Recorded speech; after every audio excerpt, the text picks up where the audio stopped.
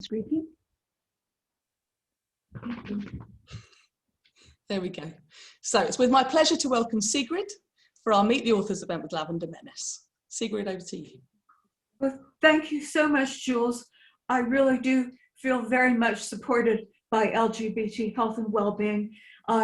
Thank you for working with us on this event, which is just as you were saying about celebrating and supporting queer writing and queer publishing.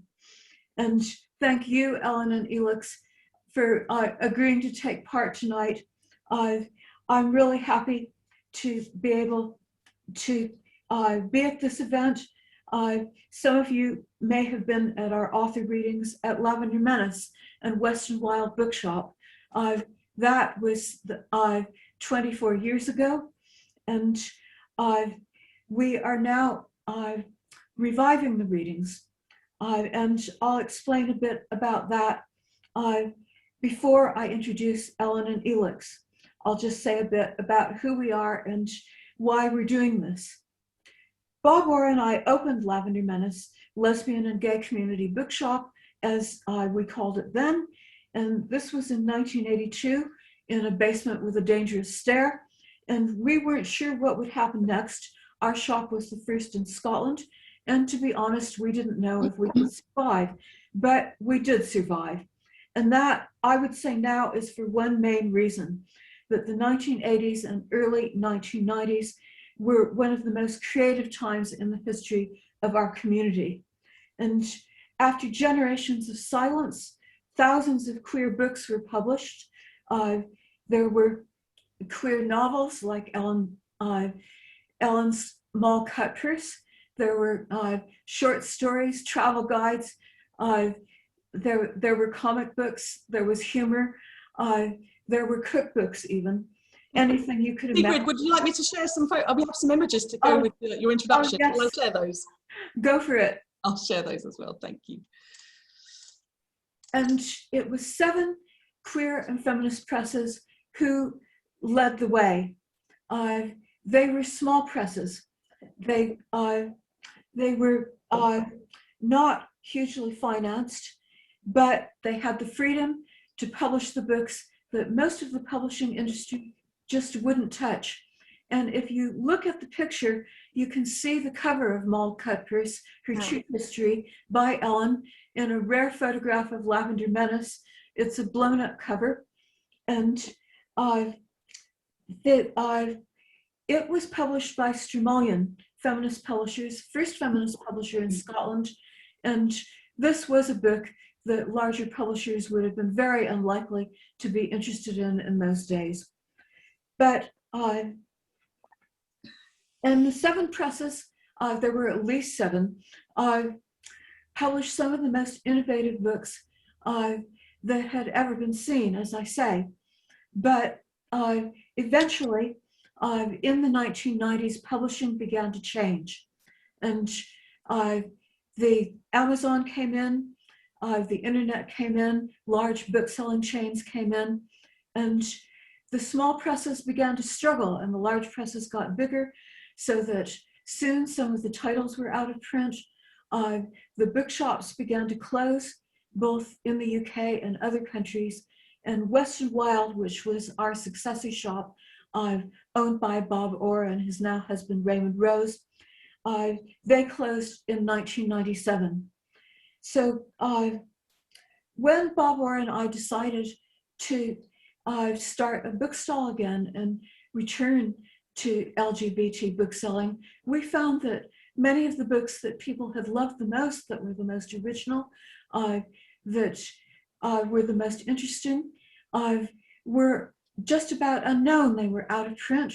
Their publishers had all closed except one, Virago. There was nobody to stick up for them. They were orphans. And so we decided that we were going to do our best to see that they didn't disappear. And to do that, we've started Lavender Menace Queer Books Archive. I've put our social media in the chat. If you want to know the most about it, you can go to our website where we have news and we blog about various books.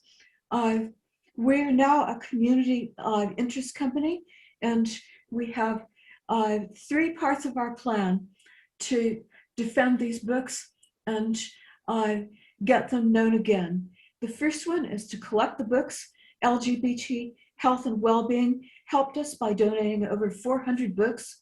And in one of the pictures that went by, you could see some of the boxes of books that they sent us, which are now at Lighthouse Bookshop. And other people began to donate, and we are eternally grateful. The second part of the plan is to create a digital catalog of the archive, and eventually that will be interactive. People will be able to review and rate books, and we're now cataloging the books using an app called Libib, which you can get on your phone.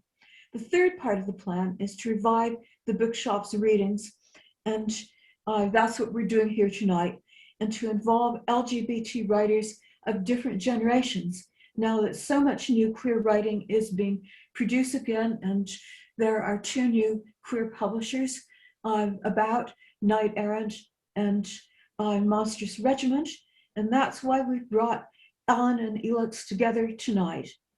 As I mentioned, Ellen Galford's first novel was Moll Cutpurse, Her True History, and she wrote 3 more lesbian novels, which we're going to list in the chat. Some of them were historical novels, some of them were fantastical novels, and some of them were both. I would say that as far as the world she takes you into, there was a great deal that was fantastical. And Elix Hwang comes from a different tradition and a different generation. They're a performance poet. You can also see their poems and graphics, and we've got those in the chat as well on Queer Poetries on Instagram and queerpoetries.wordpress.com, or you may have heard them read at a concert by Loud and Proud LGBT Community Choir. Both of them will be answering questions, giving short readings, and in the middle there'll be a 5-minute break, and then there'll be time for your questions. We're really looking forward to answering them and hearing from you. And my first question for Ellen, I'm afraid is fairly obvious, but it's the one maybe we're most interested in. Ellen, how did you get started writing? Well, I think I started writing before I could actually write. I just started dictating the odd wee poem to my parents, apparently when I was about 3, because my parents kept a file, which I think may still survive in my loft, of a little handwritten thing dictated to my mother. So I started writing then. Wrote, had long gaps when I didn't, but, wrote stuff in school a bit, but then really kind of more or less after some early stuff in New York, just sort of got more into sort of what you might call day job writing, starting as an advertising copywriter in the days when, the Mad Men series, it was actually filmed to look very much like where I used to work. And so I was doing that, I was in publishing, and kept wanting to write, and would play around with things, do odd bits of journalism. When I was in New York, I did, the odd thing for a sort of a kind of underground late 60s indie press, the occasional book review and things. But it then took me really to come when I came to Scotland then, and ultimately when I came out, suddenly that bottled up sense of I really want to do my own writing just finally emerged. But it really, I was kind of you might say I was a late starter and an early finisher in terms of any notion of careerist writing. We'll give you the chance to say more about that in a couple of minutes. Elix, can you tell me how you got started writing? Well, I think it's like Ellen. I've been writing for as long as I can remember, but I started to perform poetry around about when I was 13 or 14. I was very lucky because I grew up in Karlstad in Sweden, which is a sort of smallish town, and it's between Stockholm and Oslo in Norway. And we had this great network of adults who worked at city council and in libraries and at museums, and they were very keen to provide young people with opportunities to get involved in cultural events. So I was part of this little writing circle that was started by a couple of librarians, and we'd meet up just a few times a month and read what we'd been writing, but we'd also be invited to different literature events and festivals. So we got to sort of perform with the big established poets and writers, and that's really what encouraged me to keep writing and performing. Ellen, both of you came to Edinburgh from other countries, and I wonder if you could say a little bit about what brought you to Scotland, and then I'm going to ask you to read from a piece that's part of an interview in Footsteps and Witnesses by Bob Cant. Well, when the very first time I came to Scotland was in 1967, and it was on a summer course that Edinburgh University did mainly to sort of spin money and use its halls of residence by having foreign but mainly Anglophone, English-speaking students come and do various courses. So I came to spend the summer. It was also the summer when the counterculture was sort of exploding in London and New York and everywhere. So I came to do the course because I went to a very progressive college in the States at that point. You didn't have to do anything for credit. So I kind of used to attend the lectures, but the rest of the time began to hang out with some very interesting Edinburgh people who were involved in the Traverse and other things, and various activities in the Fringe and stuff. And so, and was absolutely enchanted by Edinburgh. I was knocked out by it, and then ultimately did come back to live here originally in 71, theoretically to do a postgrad degree at Edinburgh, which I dropped out of kind of on the basis I felt it was going to take longer to, I was already older than the Elizabethan author who I was going to be writing about was when he died. The dissertation that I was interested in doing was on one aspect of a pamphlet that he wrote, and it was going to be far more words than this guy ever wrote in his lifetime, and gradually decided, instead of writing about writers, maybe I'd rather just write. Very sensible. So can you read us Yeah, sure. from Footsteps and Witnesses? Okay, this was actually an interview that I did. So it's for Bob Cant, who was a real pioneer in collecting oral history. So it's oral history rather than literature, but I'll read it to you. I first came to Scotland to do a summer course in English Lit in 1967. So I spent that legendary summer of sex and drugs and rock and roll in Edinburgh. I'm very New York Jewish, but in some ways Scotland just hit me in the face. And I felt this enormous sense of connection with the landscape, the culture, Scottish urban leftiness. It just had something for me that was very magical. I'm a romantic and I'm obsessed with history. And I felt that Edinburgh was layers upon layers of encrusted lives in strange corners. Later, in 1971, I emigrated from New York to Edinburgh. Scotland was where I wanted to be. Maybe because I wasn't born here, I felt a huge sense of freedom. Maybe I had to get 3,000 miles from the claustrophobia of New York and from my family before I was able to come out. Looking back, my passion for the Outer Hebrides and my coming out as a dyke happened together. They're completely interwoven. I was in my late 20s when I went off for a few weeks by myself, hitching, taking post buses and ferries around the Outer Hebrides. I definitely did not feel heterosexual. Sorry. I was pretty sure I was a lesbian. I was pretty sure I was not a bisexual who was going to stay comfortably married to someone else who was also probably going off in the same direction. So I went off to the Utters and stayed in B&Bs and wandered around, trying to figure out who and what I was and what direction I was going to go in. It was the back of beyond, and it felt so other. People don't realize now, in the age of the internet, that we're talking about the time when I couldn't make a direct phone call to my family in the States from Scotland. You spoke into cassettes, which you then posted home. Things were further apart and slower then. So when I came back to the Central Belt and said that I was definitely a lesbian and that I was going to live as a lesbian, it was all that silence and sea sound and bird song and wind and the colors that had been the place where I'd sorted that out for myself. I'd seen a really strange sculpture that a woman had done on a lochan in Barra. I know nothing about this woman, but I somehow had a notion in my head of a lesbian artist living up there. A few years later, that generated into the character Maria Mullaney in The Fires of Bride, who was a lesbian artist who went up there from London. Strangely enough, although I think I'm very urban, I had to go to the edge of the earth, to the capital of Calvinism, to the virtual Baghdad of Protestant fundamentalism to confirm my sexuality. Thank you. And if you read The Fires of Ride, a lot of that is in the atmosphere of it. And Elix, can you say a little bit about coming to Edinburgh from Sweden, and then read your piece, Creative Resistance, Tribute to My Lovely Life, Lesbian Aunties? Of course. Well, so I came here to do my master's in literature, and that was one of the best decisions I've ever made in my life.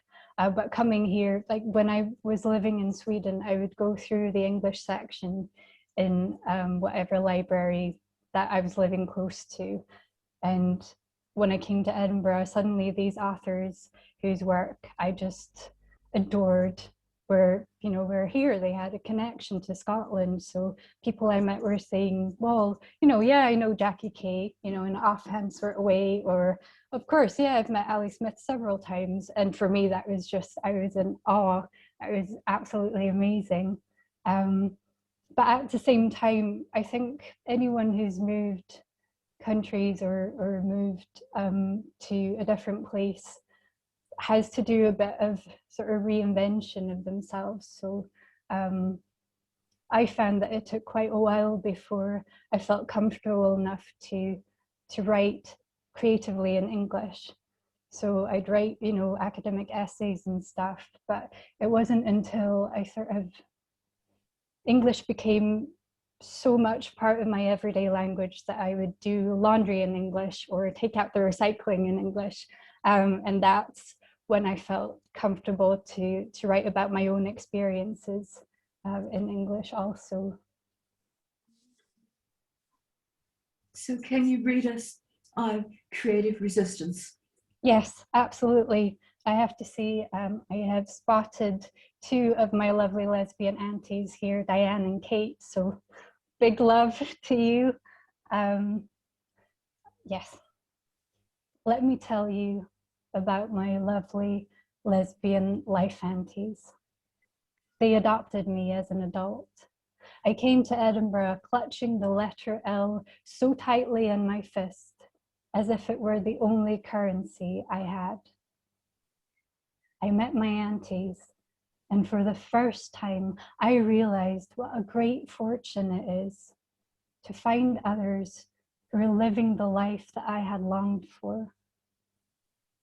Let me tell you about my lesbian aunties. We were never illegal, they say, because we were invisible. I sit at restaurants with them, watching them gather smiles from every corner of the room, outshining each other in queer innuendo. Invisible is the last word that comes to my mind. My auntie puts her arm around her partner's waist, saying that when they moved in together, they argued over whose tools would get to go in the tool shed because they had too many. Now, I know they were talking about saws and hammers, but I will leave the word tool here with the word innuendo because I can hear the laughter in my head. Let me tell you about my life aunties. They teach me pride is a gift waiting to be found in poetry, plays, songs, and cinema. They organize political protests and parties. They introduce me to their friends and their cats. I have never met so many cats. I see them join hearts to hold each other up. I see them join hearts to hold anyone up because they know how much it costs to ask for help. I am so in debt. All I can give them is poems. Tell us about you, my aunties say. I gave away the letter L. I think it will suit someone else better. I wear the word queer around my wrist because I can. because it includes all colors, because they have made it sparkling for me. I tell them this is an era of holding hashtags instead of hands. We couple up, close our doors, post rainbows on each other's screens. I sometimes wonder if, thanks to them, we have become so rich in reassurance that we think we can afford the distance. Still, I count the genders of my friends who don't exist according to law. And even though we can wear as many skirts and shirts and boots and heels as we like, we're still asked to strip off our clothes just so we know where our place is. Let me tell you about my life aunties who have had the word don't thrown in their faces so many times, and again with fierce creative resistance have shown that the word never is a stone skipping across the surface of history. Eventually, it sinks. Let me tell you about my lesbian life aunties. I will do it with love and gratitude, always.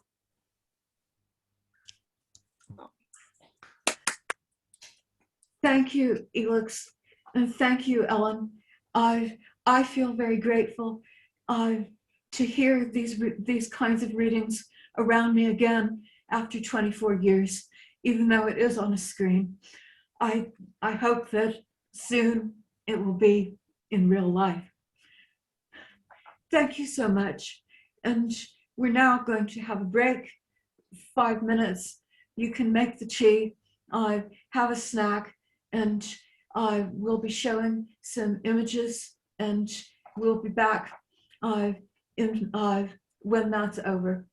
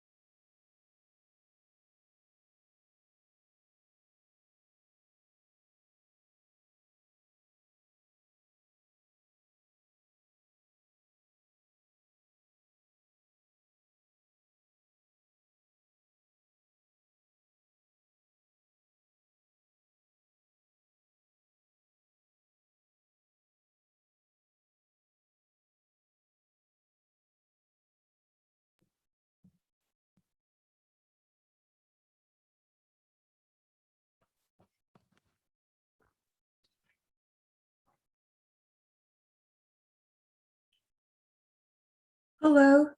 If everyone's back now, I'll ask the next question. Ellen, what would you say, how important has your identity been in your writing? You've already said something about that in your description of your journey to the Outer Hebrides, but thinking of your later writing, how important would you say it's been? I think it's been absolutely crucial. I mean, I think different sorts of identities have kind of come to, I have several different identities. I mean, they're, in a way, the lesbian, gay, queer spectrum is very much was the first of the identities that got me writing. My born identity, my ethnic identity, not a religious identity, because I came from a very secular sort of Jewish family, was something that was very, very important to me culturally. But until there were a lot of changes in the Jewish world, I had felt very lost, very disconnected from it. So writing The Dyke and the Dybbuk was an attempt to reclaim my connection to that culture and that world. And particularly because it's something that have been you felt as somebody who is lesbian, as somebody who is not, definitely not a kind of Israel right or wrong sort of person. There were so many areas where I felt that I was sort of invisible inside that world. But over the period of, I would say the last, from the 80s on, just at about the same time as women, sort of feminist politics, as gay and queer and all the whole alphabet politics started really emerging and developing. There were spaces for that part of myself, because I'd come from a family that was very mindful of its Eastern European roots and began studying Yiddish about 10, 15 years ago, and things like that. So that's also then really very much informed my identity. And the third tribe to which I belong is I'm what is now I think politically called Scottish by formation. I still have traces of the New Jersey accent. Nobody here ever thinks I am remotely Scottish, but when I went down to live in London, I was very much a homesick Scot who just sounded like she'd come from the wrong side of the Hudson River. And so all those three things, I suppose if I look at all of the books, anything I've written really, it kind of intertwines them all, or there are strands of one or the other in them. So yeah, it's a crucial part of my identity. That's something that I hadn't thought of before, that all kinds of identities are important to each other, and expressing them in your writing gives you more perspective on all of them. And in your poem, Elix, you already talked about holding on to the L as if it was the only thing you had in the world. That meant a lot to me the first time I heard it. And would you like to say something else about how your identities have influenced your writing? Well, I think you mentioned connection, Ellen, and I feel like that is sort of the central thing about an identity, is how you connect with the world around you, and how you sort of navigate through life. So I think a search for an identity has always been at the heart of my writing in some way or another. And as a queer person, I guess writing is a way to find a safe space for yourself where you can try out identities and play with all the colors before you sort of show them out to the outside world. But I think one of the bigger shifts for me personally was when I started to write specifically with a queer audience in mind, and just sort of recognizing that every queer person's story is part of this collective queer storytelling, and that there's so much inspiration to draw from people who have been writing before me, and all the experiences and all the imagery and all the innuendo. So that's really great to play with, I think. Yeah. That leads me very well into the next question. Elix, who are your favorite authors, LGBT or otherwise? Can I write you a list? I wish we had 3 hours.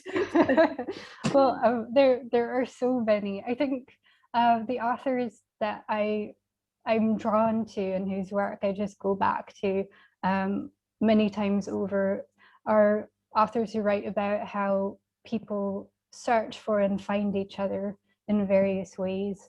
And I guess the writing sort of revolves around this idea that it's not just about telling your story, but it's actually about creating your story by telling it. Like that, especially with queer identities, if you write your own story, then you can tell it in a way that feels real to you, which I really like. So I will name a few quick names. I already mentioned Ali Smith and Jackie Kay, and I'll add Jeanette Winterson, Andrea Gibson, who's an American spoken word poet. It's been very important to me. And I've got 2 books behind me here. There's the wonderful Kate Charlesworth and Jessica Johannesson Gaitan, who are both big inspirations for me. So yes, that's a few names held back. What about you, Ellen? How many millions of hours? The favorite author I have is whoever is really holding my attention, making my own kind of imagination flow at any time.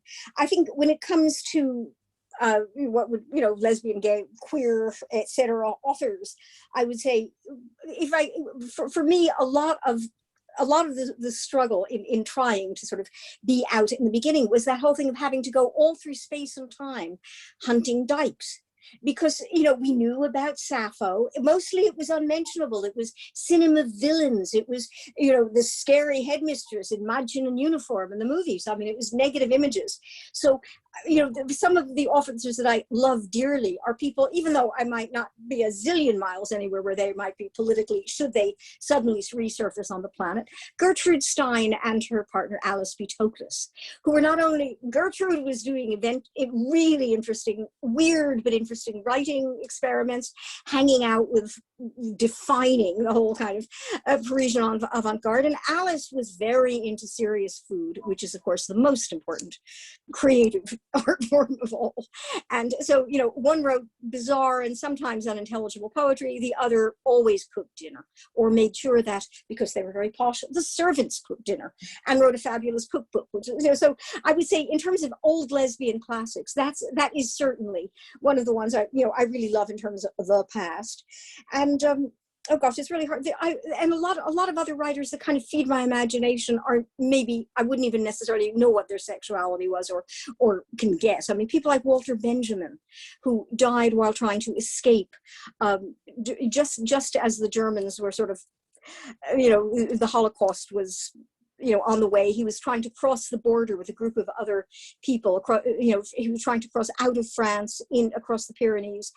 The border closed, he committed suicide, but he had left behind this incredible legacy of things, like about something called the Arcades Project, which is the most weird and wonderful collection of understanding time and space through wandering through the arcades of Paris. He was also a very, very important kind of political philosopher, but to me, he's the definitive writer about street wandering, about just looking, making connections, kind of trawling past and present and finding things that nobody else is noticing. So I would say he's very much a favorite. I actually tried writing them down because the memory goes.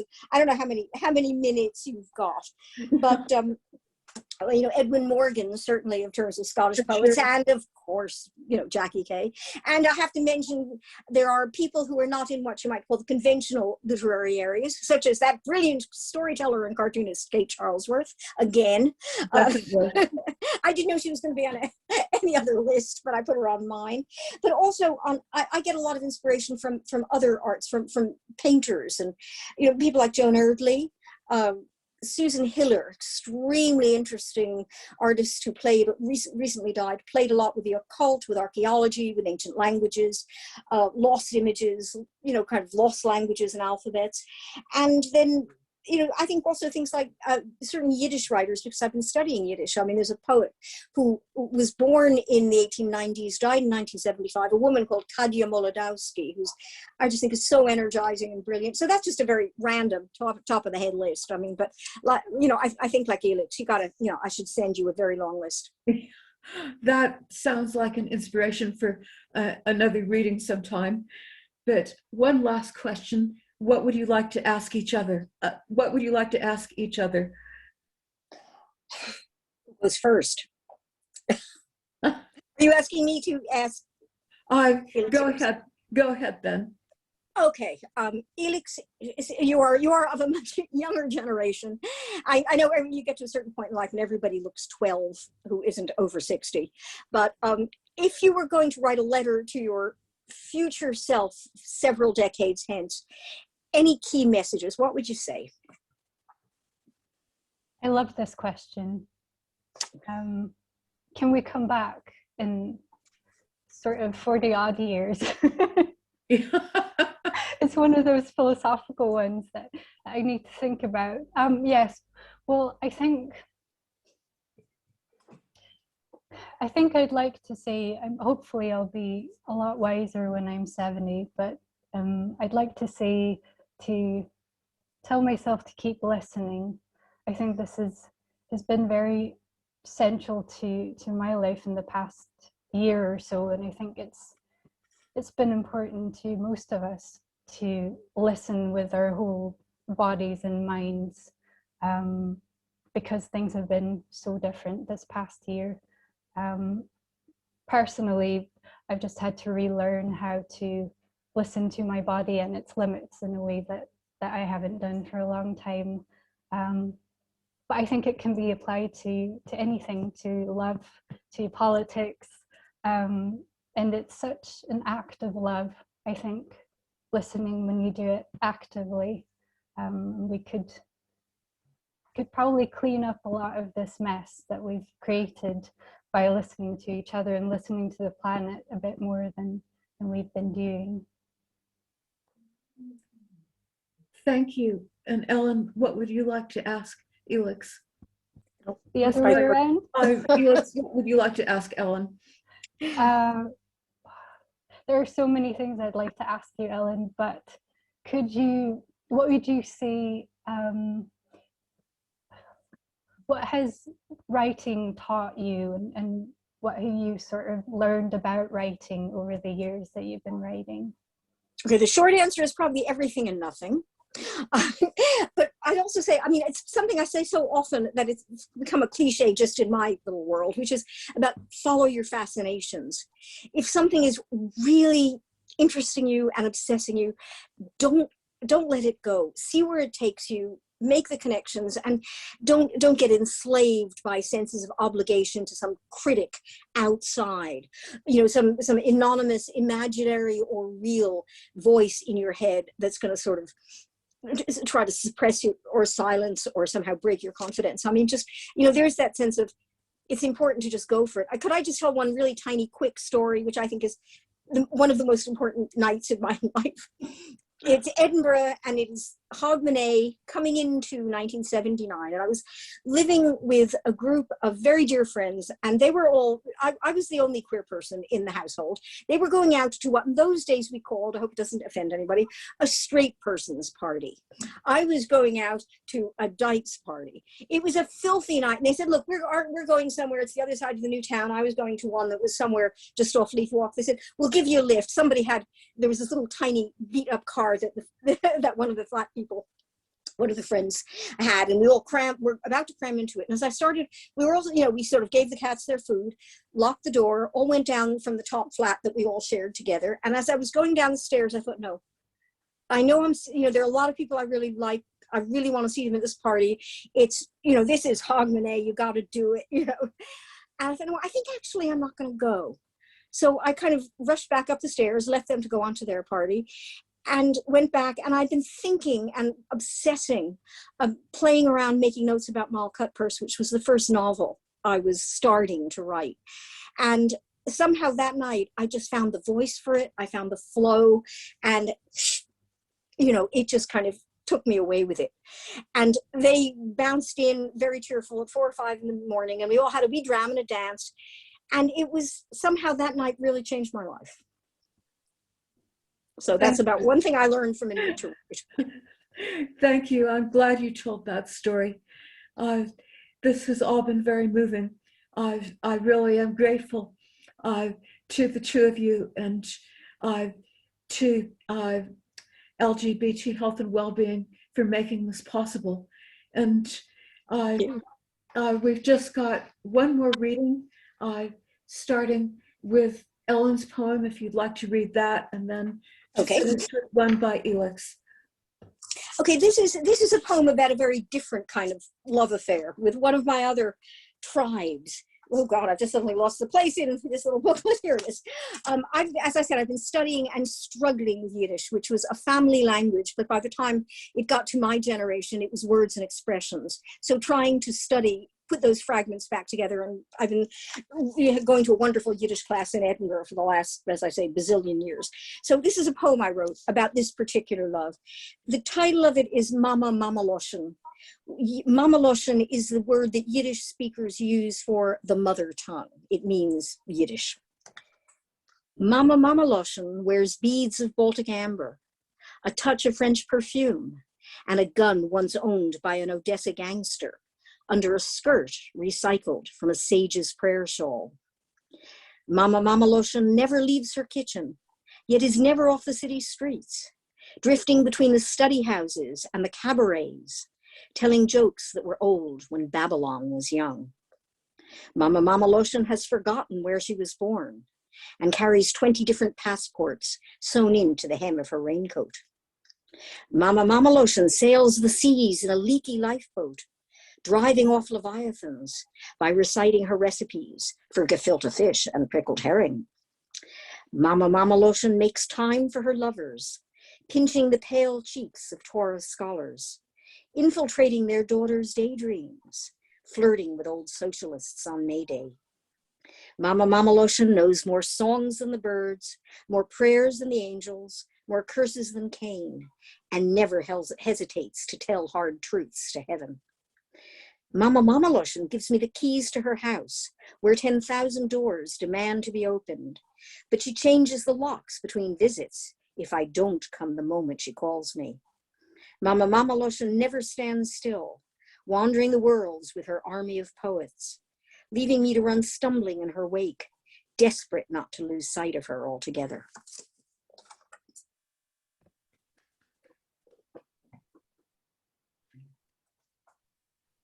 And one more by Elix. That was beautiful, Ellen. Thank you for that. Thank you. Yeah, this one doesn't have a title. Remember how we used to keep the pockets of our hearts full of secrets, placing our steps so carefully in case life should decide to trip us up, turn us inside out. Then it did. Thank goodness it did. Thank you, both of you, so much. I will be watching all this again. And now it's time for your questions.